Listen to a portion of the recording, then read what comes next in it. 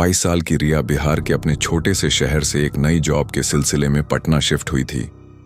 वहां की हलचल भरी सड़कें और चमकदार इमारतें उसे एक नई शुरुआत की उम्मीद दे रही थीं, लेकिन उसे नहीं पता था कि यह उसकी जिंदगी का सबसे भयावह अध्याय साबित होगा, जहां डर की परछाइयां हर कोने में छिपी हुई थीं। ऑफिस के नजदीक ही एक छोटी सी कॉलोनी में उसे एक अपार्टमेंट बेहद कम किराए पर मिल गया था। अपार्टमेंट पुराना था, दीवारों पर हल्की दरारें और फर्श पर धूल की एक पतली परत, लेकिन रिया को लगा कि थोड़ी सफाई से सब ठीक हो जाएगा। लेकिन उस कॉलोनी के निवासी अत्यंत विचित्र थे। उनकी आंखों में एक अजीब सा खालीपन था, जैसे वे कोई राज छिपा रहे हों। जब भी रिया कहीं जाती, वे लोग उसे सिर से पांव तक घूरते रहते। उनकी नजरें इतनी तीखी कि रिया की रूह कांप जाती। और तो और उस कॉलोनी की कोई नौकरानी भी रिया के घर काम करने को तैयार नहीं होती थी।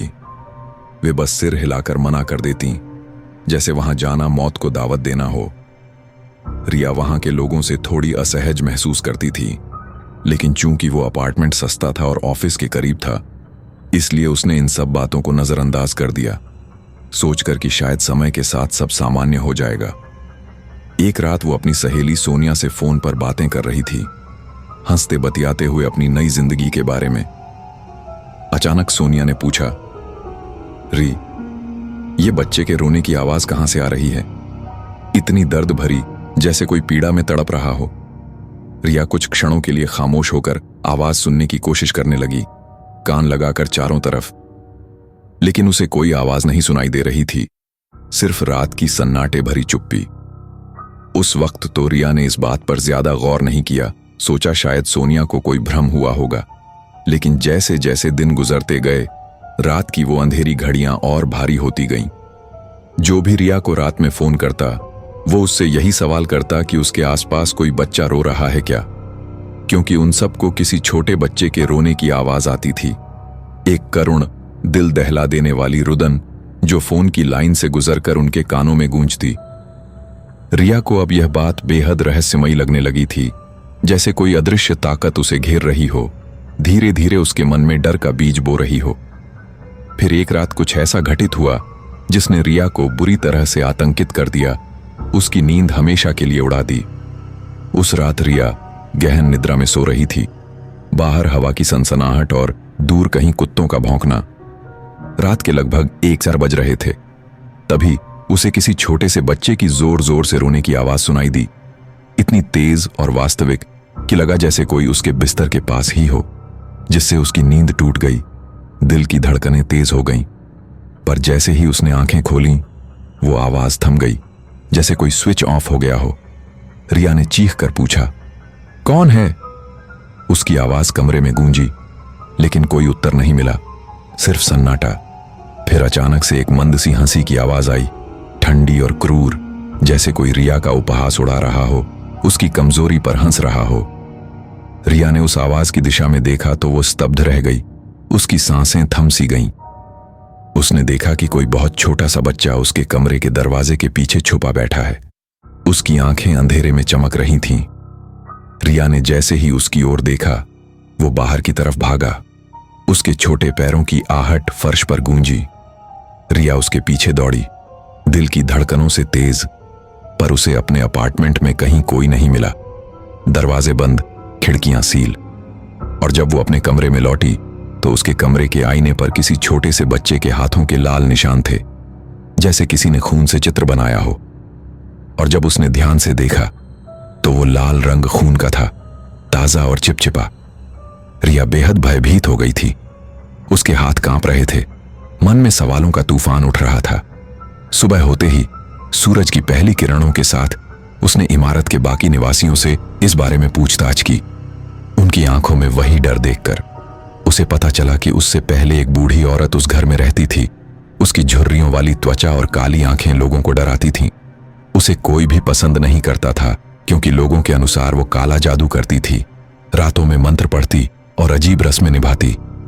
कॉलोनी में उसके आने के बाद से जिस किसी भी घर में कोई खुशी की खबर आती थी, वो दुख में तब्दील हो जाती थी, एक अभिशाप की तरह। कोई नई कार खरीदता था तो उस कार का अगले ही दिन दुर्घटना हो जाती थी।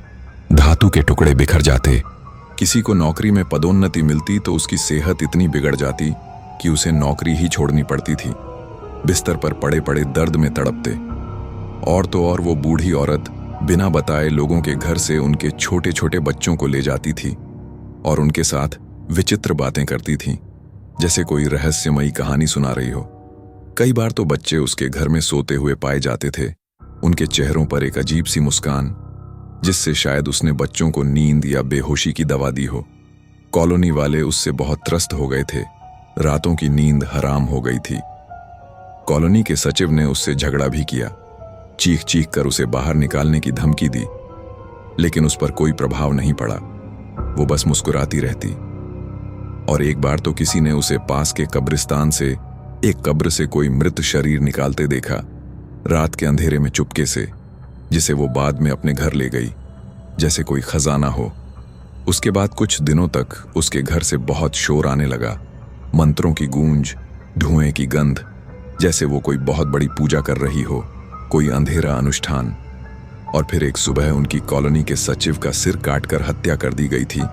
उसका शरीर खून से सना पड़ा था। उसकी पूरी देह पर किसी छोटे बच्चे के खरोंचने के निशान थे, गहरे और क्रूर। उस दिन कॉलोनी वालों ने उस बूढ़ी औरत को जबरन उसके घर से बाहर निकाल दिया, चीखते चिल्लाते हुए। लेकिन वो उन सबको देखते हुए बस हंसती रही, उसकी हंसी में एक विजयी भाव। बहुत हंगामा हुआ था उस दिन। पुलिस आई, लेकिन कोई सबूत नहीं मिला।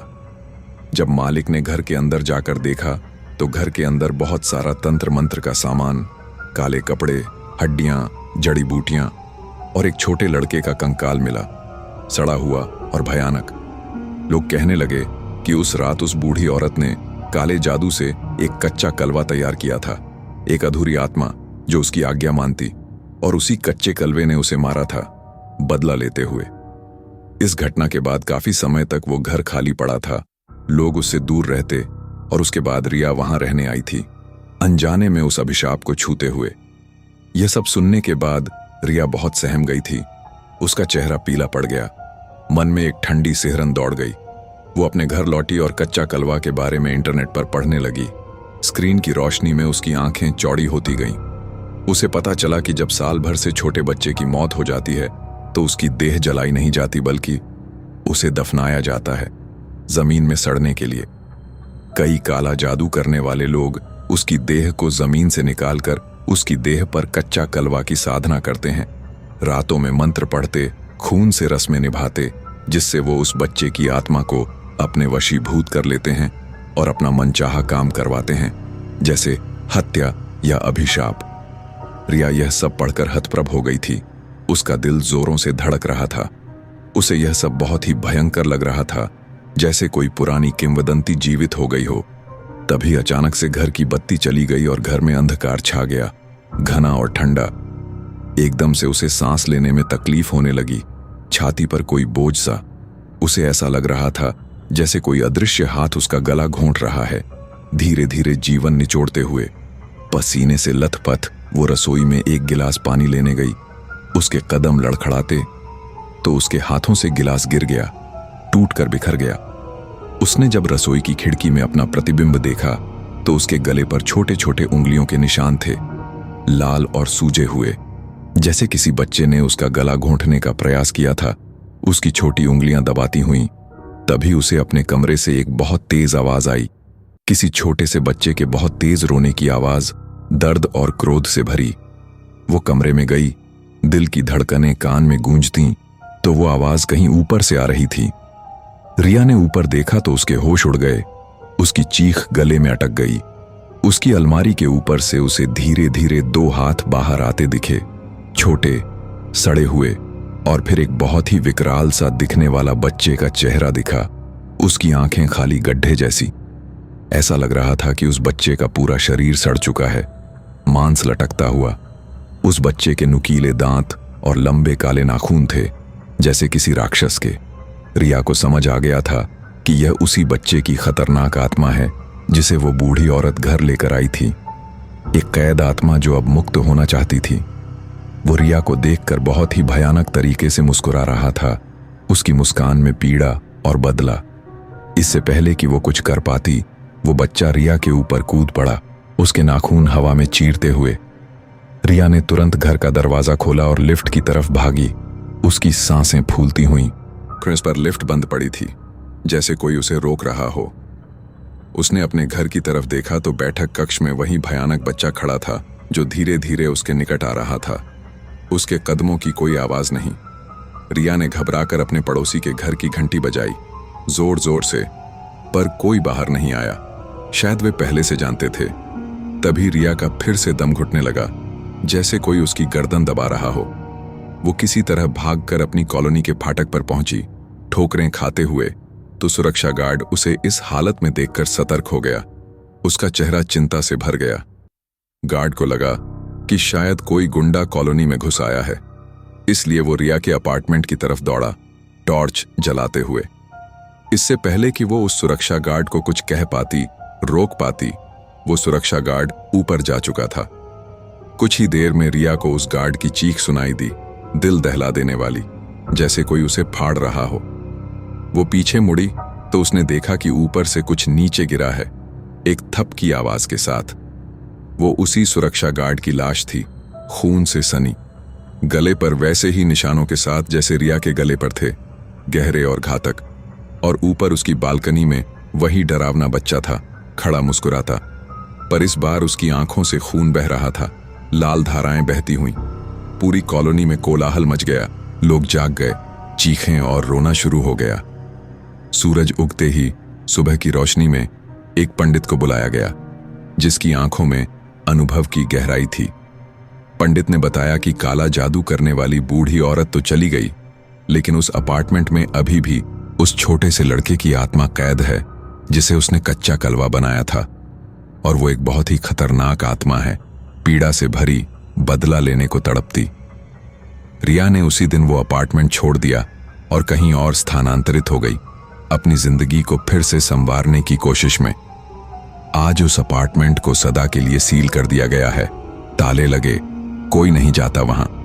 रिया को फिर कभी वो बच्चा नहीं दिखा, लेकिन आज भी वो किसी छोटे से बच्चे के रोने की आवाज से बेहद डर जाती है, मानो वो आवाज उसकी आत्मा में गूंजती रहती हो, एक अनंत पीड़ा की याद दिलाते हुए कि अंधेरे में छिपी दुखद आत्माएं कभी मुक्त नहीं होती और उनकी करुणा हमें हमेशा सताती रहेगी, एक चेतावनी की तरह कि कुछ राज कभी दफन नहीं होते, वे जीवित रहते हैं, इंतजार करते हुए।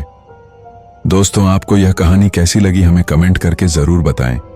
कहानी पसंद आई हो तो वीडियो को लाइक करें और चैनल को सब्सक्राइब करें।